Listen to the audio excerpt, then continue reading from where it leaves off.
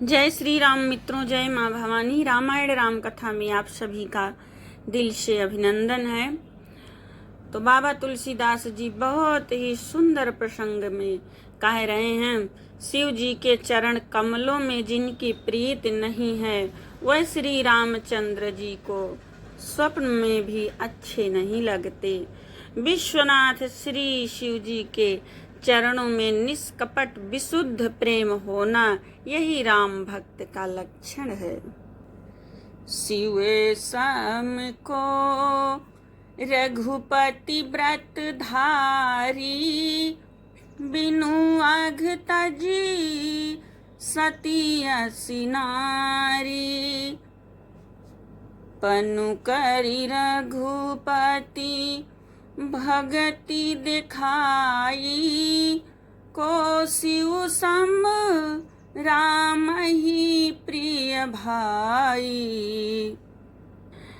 शिव जी के समान रघुनाथ जी की भक्ति का व्रत धारण करने वाला कौन है, जिन्होंने बिना ही पाप के सती जैसी स्त्री को त्याग दिया और प्रतिज्ञा करके श्री रघुनाथ जी की भक्ति को दिखा दिया। हे भाई, श्री रामचंद्र जी को शिव जी के समान और कौन प्रिय है।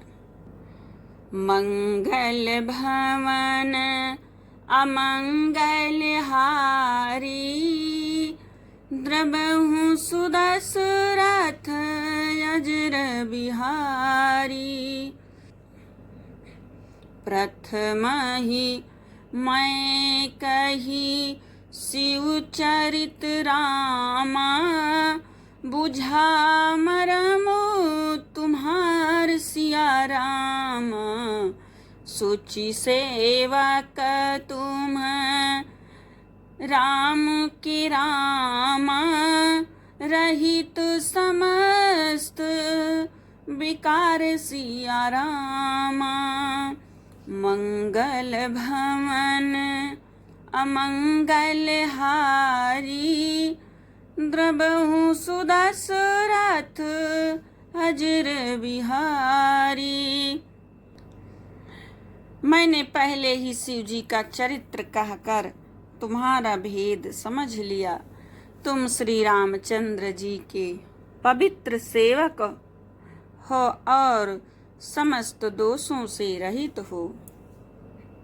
आगे बाबा तुलसीदास जी लिख रहे हैं, मैं जाना तुम्हारे गुण शीला, कहाँ सुना हो अब रघुपति लीला।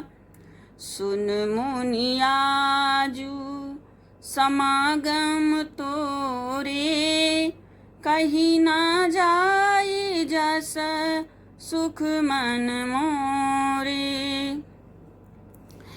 अब मैं तुम्हारा गुण और शील जान लिया। अब मैं श्री रघुनाथ जी की लीला कहता हूँ, सुनो हे मुनि सुनो। आज तुम्हारे मिलने से मेरे मन में जो आनंद हुआ है वह कहा नहीं जा सकता। रामचरित अति अमित मुनीसा, कही न सकहि सत कोटि अहिसा। तदपि जथा श्रुत कहूँ बखानी, सुमिरि गिरापति प्रभु धनु पानी। याज्ञवल्क मुनि जी कहते हैं, हे मुनि सुनो, रामचरित्र अपार है। 100 करोड़ शेष जी भी उसे नहीं कह सकते। तथापि जैसे मैंने सुना है वैसा वाणी के स्वामी प्रेरक और हाथ में धनुष लिए हुए प्रभु श्री रामचंद्र जी का स्मरण करके कहता हूँ। शारद दारु नारी सम स्वामी, राम सूत्रधर अंतरजामी। जेहि पर कृपा करहि जनु जानी, कबीर अजीर नचमहि बानी। सरस्वती जी कठपुतली के समान हैं और अंतर्यामी स्वामी श्री रामचंद्र जी सूत पकड़कर कठपुतली को नचाने वाले सूत्रधार हैं। अपना भक्त जानकर जिस कवि पर वह कृपा करते हैं, उसके हृदय रूपी आंगन में सरस्वती को नचाया करते हैं। आगे बाबा तुलसीदास जी लिख रहे हैं, प्रणवं सोई कृपाले रघुनाथा, बरनऊ बिसद तास गुण गाथा। परम राम्य गिरिबरु कैलासु, सदा जहाँ शिव उमा निवासु।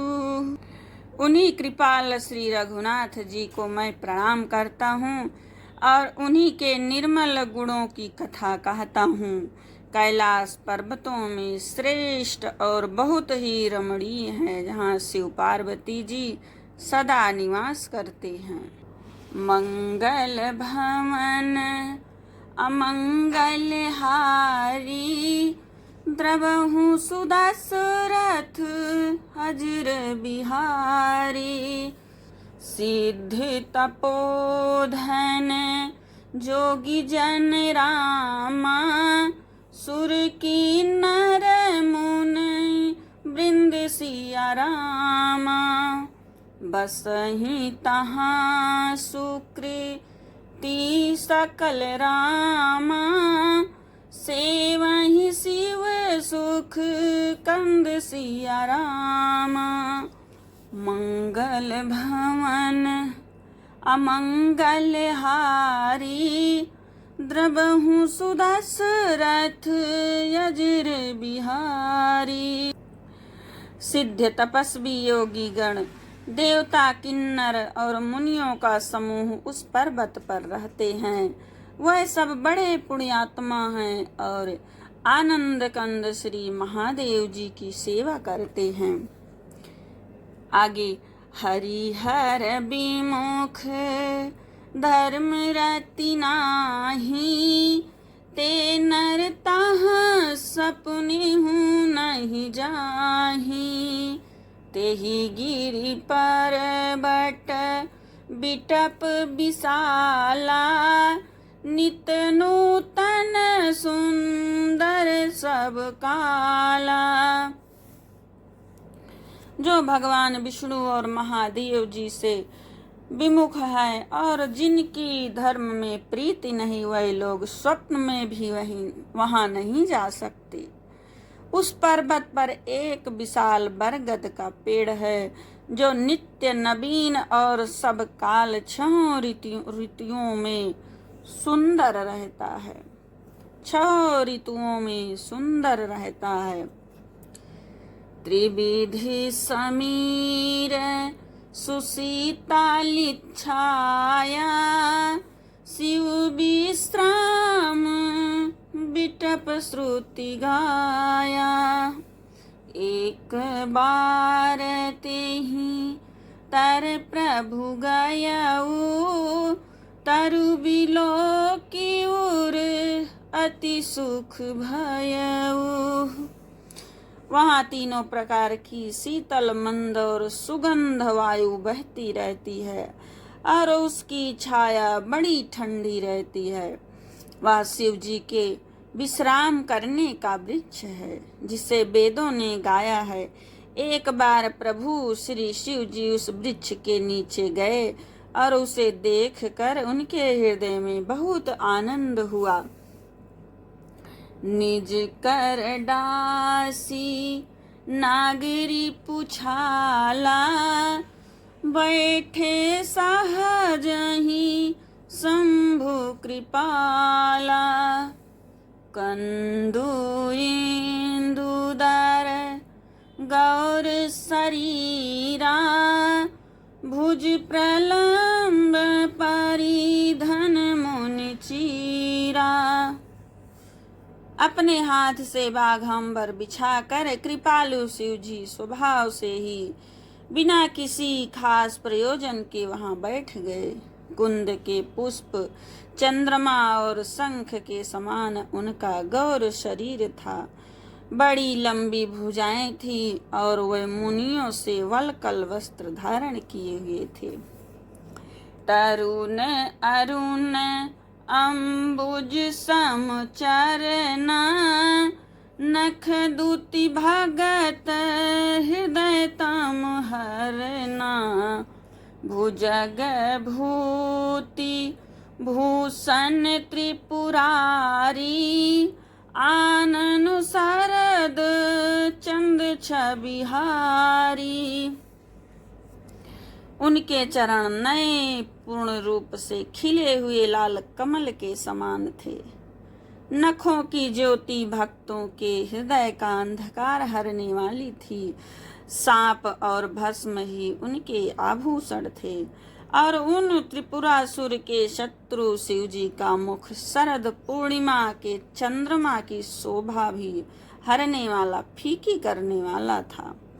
मंगल भवन अमंगल हारी, द्रवहु सुदशरथ अजर बिहारी। जटा मुकुट सुर सरित श्री रामा, लोचन नलिन विशाल सिया रामा। नीलकंठ लावण्य निधि रामा, सोहबाल विधु भाल सिया रामा। आगे की कथा अगले भाग में।